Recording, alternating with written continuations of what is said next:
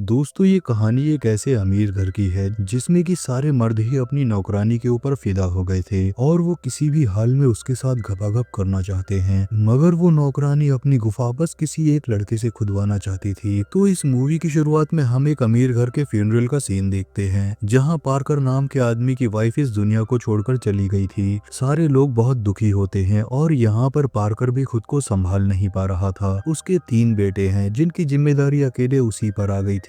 सबसे बड़े बेटे का नाम हेनरी, उससे छोटे का नाम टॉम और सबसे छोटे का नाम मैनुअल होता है। तीनों भाई अब पूरी तरह से अकेले पड़ चुके थे। पर जैसे ही वो लोग अपने घर आए तो वो देखते हैं कि एक लड़की उनके घर में पहले से ही है जिसका नाम एलन होता है। उसने सारे लोगों के लिए डिनर रेडी करके रखा था, साथ ही वो सबकी मदद भी कर रही थी। इसके बाद रात के समय जब सारे लोग डिनर कर रहे होते हैं तब वो पार्कर को अपने बारे में बताती है कि तुम्हारी वाइफ ने मुझे कहा था कि जब वो इस दुनिया से चली जाएगी तो मुझे ही तुम्हारे घर में नौकरानी का काम करना होगा। अब ये सुनकर पार्कर भी बहुत खुश हुआ क्योंकि वो अकेले ही घर और बच्चों को नहीं संभाल सकता था, इसलिए वो एलन को नौकरी पर रख लेता है। कुछ दिनों बाद जब एलन अपना काम कर रही थी तो सारे लोग उससे बहुत खुश होते हैं क्योंकि वो अपना सारा काम बखूबी अच्छी तरह से करती है। वहीं पर हम पुला नाम की एक और औरत को देखते हैं जो कि पार्कर से शादी करना चाहती थी ताकि वो आने वाले समय में उसकी प्रॉपर्टी की मालकिन बन जाए। मगर पार्कर हमेशा उसे एक दोस्त की तरह मानते आया है और उसके मन में कभी भी उससे शादी करने का ख्याल नहीं आया। थोड़ी देर बाद पार्कर का बीच वाला बेटा जिसका नाम टॉम था वो पुला के साथ घर जाने लगता है, मगर इसी दौरान वो जानबूझकर उसे छेड़ने लगा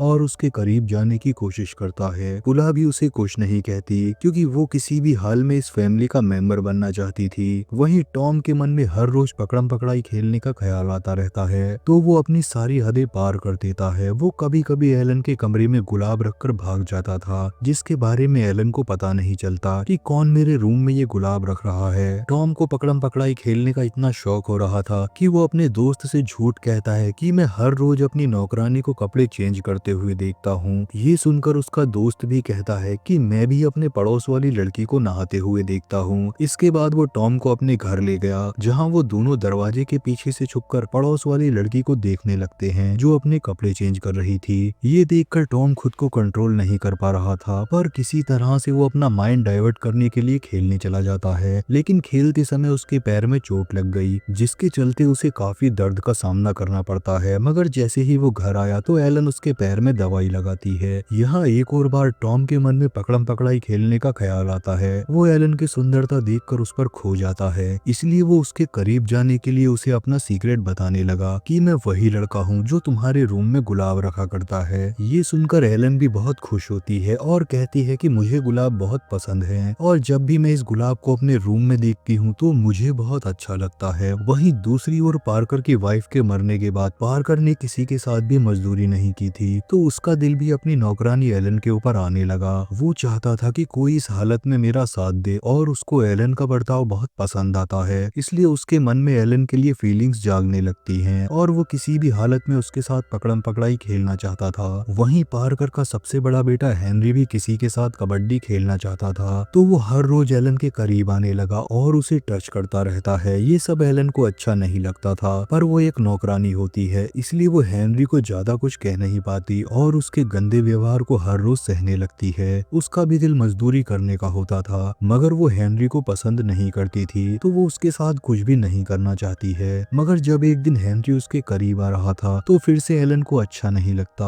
और तभी पीछे से टॉम ये सब देख लेता है। वो गुस्से में अपने बड़े भाई से लड़ने लगा, लेकिन उल्टा वो खुद ही पिट जाता है। वो किसी को भी एलन के आसपास भी भटकता हुआ नहीं देख पा रहा था। कुछ देर बाद एलन उसके पास आई और उसकी चोटों में दवाई लगाने लगती है। वो कहती है कि तुम्हें मेरे लिए लड़ना नहीं चाहिए था क्योंकि चाहे कुछ भी हो जाए तुम अपने बड़े भाई से नहीं जीत सकते। उधर हेनरी के दिमाग में भी फाइनल मैच खेलने का आइडिया आता है, इसलिए वो आज ही एलन को शादी के लिए प्रपोज करने वाला था। वहीं दूसरे रूम में पार्कर भी रेडी होके एलन को अपने दिल की बात बताने वाला था और ये सब हरकतें टॉम को पता चल जाती हैं। वो दोनों बाप बेटे एक ही समय एलन के रूम में जाने लगते हैं और ये सब टॉम को अच्छा नहीं लगता क्योंकि वो खुद एलन को लाइक करता था और वो अपने किसी फैमिली मेंबर को ये सब नहीं करने दे सकता था, इसलिए वो जानबूझकर अपनी शॉप का शीशा तोड़ देता है जिसकी आवाज से सारे लोग वहां आ पहुंचते हैं और इस तरह टॉम ने दोनों को एलन को प्रपोज करने से रोक दिया था। मगर वो ज्यादा दिनों तक उन्हें रोक नहीं सकता था क्योंकि एक दिन जब टॉम घर से बाहर पुला के घर में होता है तो खुद ही पुला पकड़म पकड़ाई खेलने के लिए आगे बढ़ती है और यहाँ पे टॉम भी खुद को कंट्रोल नहीं कर पाता, वो भी उसकी गुफा में धमाके करता है। मगर जैसे ही वो वापस अपने घर आया तो पार्कर कहता है कि आज मैंने एलन को प्रपोज किया था, वो अब मुझसे शादी करने के लिए तैयार है। ये सुनकर टॉम को अंदर से बहुत गुस्सा आने लगा, लेकिन वो अपने फादर के सामने कुछ भी नहीं कह पाता। थोड़ी देर बाद सारे लोग पार्कर की माँ से मिलने गए ताकि पार्कर अपनी माँ से शादी की मंजूरी ले सके, लेकिन जब उन्हें पता चलता है कि एलन उनके घर में नौकरानी का काम करती है तो वो इस रिश्ते से बिल्कुल भी खुश नहीं होती। टॉम भी किसी तरह से उनके रिश्ते को तोड़ना चाहता था, इसलिए वो अपने सबसे छोटे भाई मैनुअल के पास आया और कहता है कि तुम जोर जोर से चिल्लाकर कहो कि मुझे अपनी मरी हुई माँ ही पसंद है। मैनुअल भी अपने भाई की बात को मानते हुए पूरे घर में शोर मचाने लगा कि मैं अपनी मरी हुई माँ को बहुत अच्छा मानता था। ये सारी सिचुएशन देखकर पार्कर की माँ और भी भड़क उठी, इसलिए वो पार्कर की शादी के लिए साफ साफ इनकार कर देती है। ये खबर जब टॉम को पता लगी तो वो बहुत खुश होता है, इसलिए वो दोबारा से एक और प्लान बनाते हुए ये रिश्ता तोड़ना चाहता था। वो अपने रूम में जोरों से चिल्लाने लगा कि मुझे एक सपना आया जिसमें मेरी मरी हुई माँ भी इस शादी से खुश नहीं है। पार्कर भी इस समय खुद को शादी करने से रोक लेता है और वो डिसाइड करता है कि अब मैं एलन से कुछ महीनों बाद ही शादी करूंगा। टॉम जब अपने दोस्तों के साथ था तो उसका दोस्त कहता है कि मैंने तुम्हें अपने पड़ोस वाली लड़की का पूरा नजारा दिखाया है और तुमने मुझे अपनी नौकरानी की शक्ल भी नहीं देखने दी। तो टॉम कहता है कि आज मैं तुम्हें अपनी नौकरानी से मिलवाऊंगा। जिसके बाद वो दोनों चुपके से घर में आए और खिड़की के रास्ते एलन के रूम में झांकने लगे, जहां पहले तो उसका दोस्त कहता है कि तुम्हारी नौकरानी उतनी भी सुंदर नहीं है, लेकिन तभी एलन कपड़े बदलने लगी, जिसे देखकर टॉम और उसका दोस्त दोनों हैरान रह जाते हैं। टॉम किसी तरह से अपने दोस्त को घर से भगाता है ताकि वो इस मोमेंट को एंजॉय ना कर पाए। फिर उसके मन में खुद ही पकड़म पकड़ाई खेलने की इच्छा जागने लगती है। इसलिए एक दिन जब सारे लोग टीवी देख रहे थे तो अचानक से टॉम एलन को टच करने लगता है। उसे ये करते हुए बहुत सुकून मिलता है, साथ ही एलन भी उससे कुछ नहीं कहती। इसके बाद धीरे धीरे दोनों एक दूसरे के करीब आ रहे थे, जहाँ टॉम हर रोज उसे छेड़ने लगा और बात तो तब बढ़ जाती है जब एक दिन घर में कोई नहीं रहता